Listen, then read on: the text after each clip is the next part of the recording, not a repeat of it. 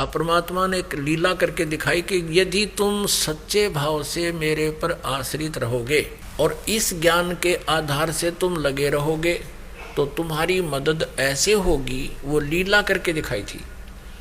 कबीर परमेश्वर जी इन नकली गुरुओं की और इन नकली मंडलेश्वरों की, नकली गुरु ब्राह्मणों की और नकली काजी और मुल्लाओं की, नकली माने जिनको अध्यात्म ज्ञान नहीं है, उनके अज्ञान का पर्दाफाश किया करते थे कि ये तुम्हें गुमराह कर रहे हैं, ये नाम जाप के नहीं है, ब्रह्मा विष्णु महेश ये अजरो अमर नहीं है, और ब्रह्म तक की साधना से भी तुम ब्रह्मलोक में जाओगे फिर वापस आओगे, तुम्हारा जन्म मृत्यु समाप्त नहीं होगा।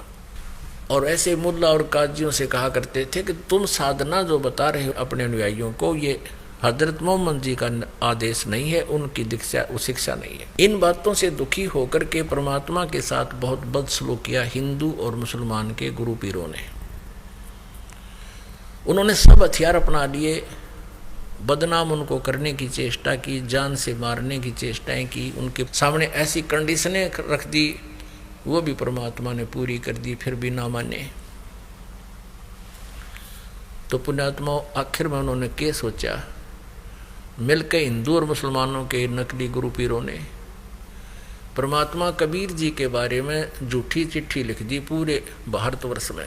इन साधु संतों के डेरा में कबीर नाम का दुल्हा काशी में और एक भंडारा करेगा, सभी को बुलाया है और 3 दिन का भंडारा होगा। और प्रत्येक भोजन के उपरांत यानी सुबह और शाम खाना खाने के बाद एक दोहर देगा। दोहर होती थी बहुत बढ़िया कंबल खेस होया करते, दौर यानी इसकी हाथ से बुने हुए होते थे कपड़े पहले खद्दर के, और वो बहुत अच्छी होती थी, बहुत कीमती होती थी। तो ऐसा वो चद्दर समझो, बहुत बढ़िया चद्दर। और एक असरफी यानी एक सोने की मोहर जो आज जिसकी कीमत 25-30 हज़ार है, वैल्यू तो वही थी उस समय की, ला लो अब चाहे आज की लगा लो। और आज उस दोहर की कीमत कम से कम भी 5,000 रुपये होगी जो उस समय होती थी। तो एक समय में इतनी तो तुम्हें वो भेंट देंगे, एक दोहर और एक मोहर असरफी। इस लालच में सारे मंडलेश्वर अपने सभी शिष्यों को सबको लेकर पहुंच गए, 18 लाख व्यक्ति।